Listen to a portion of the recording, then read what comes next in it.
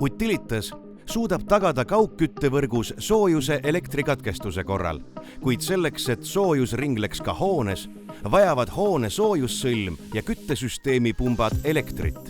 Elektrikatkestuse korral töötab hoone küttesüsteem vaid siis, kui soojussõlmes on olemas varutoite ühendamise võimalus ja varutoite seade, näiteks generaator. Soojussõlme energiavajadus on väga väike, sest see ei vaja elektrit kütmiseks, vaid pumpade ja juhtautomaatika töös hoidmiseks. Seetõttu on sõlmele sobiva varutoite võimsus väiksem kui tavalisel föönil või veekeetjal. Oleme TalTechi Mektori maja soojussõlmes, mis on ühtlasi Utilitase küttelabor. See soojussõlm, mis on ühendatud meie kaugküttevõrguga, tagab Mektori hoones kütte ja sooja vee. Selles videos tutvustame lihtsat ja taskukohast lahendust, mille abil töötab hoone soojussõlm ka siis, kui elektrit põhivõrgust ei tule.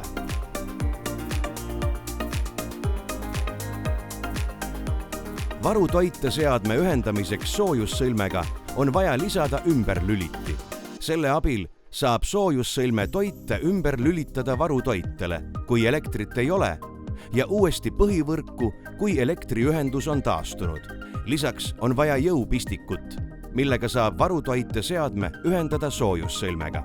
Nende tööde teostamiseks kutsu kohale pädev elektrik, kes teeb selgeks töö mahu ja annab vajadusel nõu, kuidas valida soojussõlmele sobivat varutoiteseadet.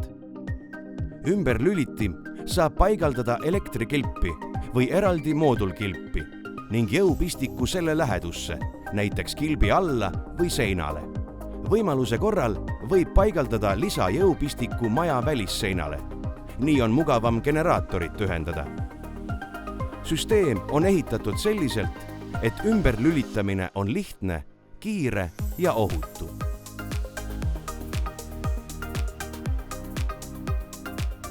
Ümberlüliti ja pistiku abil saab soojussõlme ühendada varutoiteseadmega.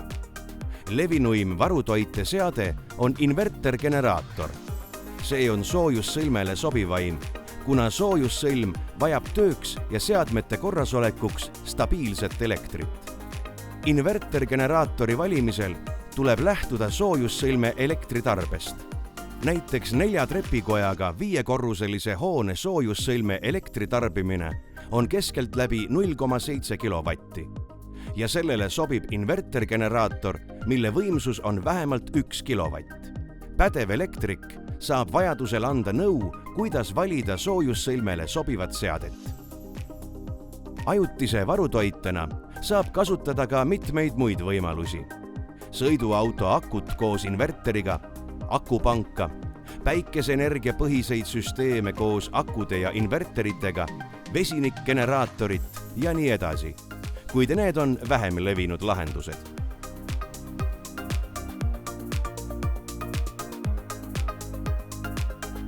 Elektrikatkestuse korral lükka ümberlüliti keskmisesse asendisse. Käivita invertergeneraator vastavalt tootja juhistele. Seejärel ühenda invertergeneraator jõupistikuga. Lükka ümberlüliti alumisse asendisse. Nii hoiab invertergeneraator hoone soojussõlme töös, kuni tavapärane elektritoide põhivõrgust on taastunud. Kui elektriühendus on taastunud, lükka ümberlüliti keskmisesse asendisse. Eemalda invertergeneraatori juhe jõupistikust. Oota mõned sekundid ja seejärel lükka ümberlüliti ülemisse asendisse, mis ühendab soojussõlme uuesti elektri põhivõrguga. Lülita invertergeneraator välja ja jäta jahtuma. Viimasena eemalda invertergeneraator jõupistikust. Selline lahendus on lihtne, taskukohane ja töökindel, et tagada hoones soojuse ringlus ka elektrikatkestuse korral.